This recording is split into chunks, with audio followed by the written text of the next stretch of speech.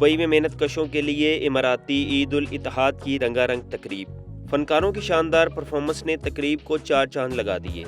ڈیلسکو Dubai میں منعقدہ تقریب میں محنت کشوں نے سٹالز لگا کر ملکی ثقافت کو بھی اجاگر کیا۔ اس موقع پر ویلفیئر اتاشی جنید مرتضی اور راشد الاسلام نے اماراتی حکمرانوں کو مبارکباد دی اور کہا کہ پاکستانی یو اے ای کی ترقی اور پاکستانی معیشت کی مضبوطی میں اپنا کردار ادا کریں۔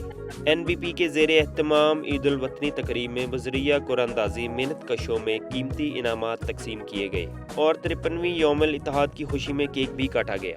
یو ای کے 53rd عید الاتحاد ڈے کے موقع پر میں یو ای کے حکمرانوں کو اور ان کی عوام کو دلی طور پہ بہت مبارکباد پیش کرتا ہوں۔ جس طرح کہ آپ کو پتہ ہے کہ یو ای کے اندر تقریباً ایک بڑی کثیر تعداد کے اندر پاکستانی یہاں موجود ہیں اور ایک بڑے طویل عرصے سے اپنی خدمات یہاں فراہم کر رہے ہیں، چاہے وہ کوئی بھی ادارہ ہو اس میں بڑی ان کی خدمات ہیں۔ میں چاہوں گا کہ آپ جتنے بھی پاکستانی یہاں موجود ہیں، آئیے ہم اپنے ملک کو اور مزید مستحکم کریں، اور سب سے زیادہ اہم کام ہم بیٹھ کے یہاں یہ ادا کر سکتے ہیں کہ اپنی جو بھی ہماری جائز حلال کمائی ہے اس کو بینکنگ چینل پہ بھیجیں۔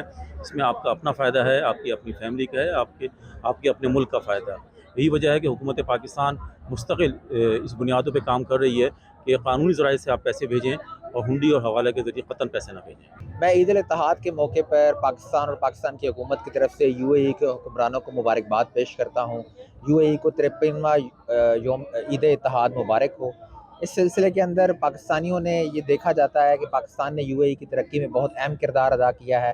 آج اس عید اتحاد کے موقع پر یہاں پہ ہم موجود ہیں اور ہم نے دیکھا کہ پاکستانی اس ایونٹ کو اسی خوشی سے منا رہے ہیں جس خوشی کے ساتھ وہ پاکستان کا نیشنل ڈے مناتے ہیں، اور مجھے امید ہے کہ آئندہ بھی پاکستانی یو اے ای کے اندر معاشی ترقی کے اندر اہم کردار ادا کریں گے۔